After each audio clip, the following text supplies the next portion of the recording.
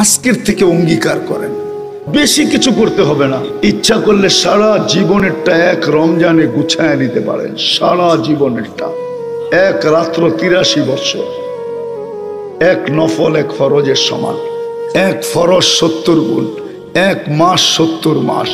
৩টা পর্ব রাখা আছে: রহমত, মাগফিরাত, নাজাত। যেই কোনো তসবিহাত ১০০০ গুণ। একবার আল্লাহ বলবেন, ১০০০ আল্লাহ বলার সওয়াব পাবেন। একবার সুবহানাল্লাহ বলবেন, ১০০০ সুবহানাল্লাহর সওয়াব পাবেন।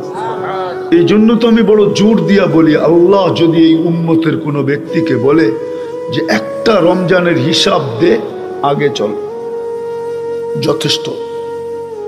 এক রমজানের হিসাব দিয়া ৮০ বৎসরের জীবন গুছানো সম্ভব,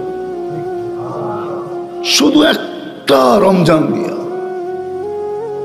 এক দিনের, এক রমজানের সহানুভূতি দিয়া জান্নাত নিজের নামে লেখানো সম্ভব, যদি এক রমজান আপনি সহানুভূতি দেখাই না।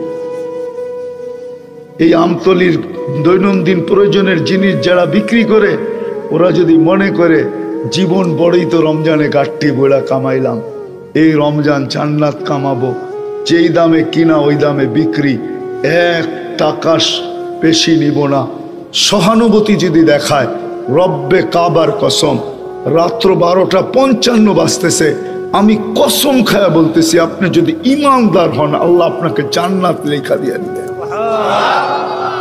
বলেন, জান্নাত বড় না দুনিয়ার কয়েকটা টাকা বড়, কাগজ বড়? না না, আমাদের কাছে কাগজই বড়। নাহলে দৈনন্দিন প্রয়োজনের জিনিস যারা বিক্রি করে, আমার দেশে প্রতি রমজানে এই আওয়াজ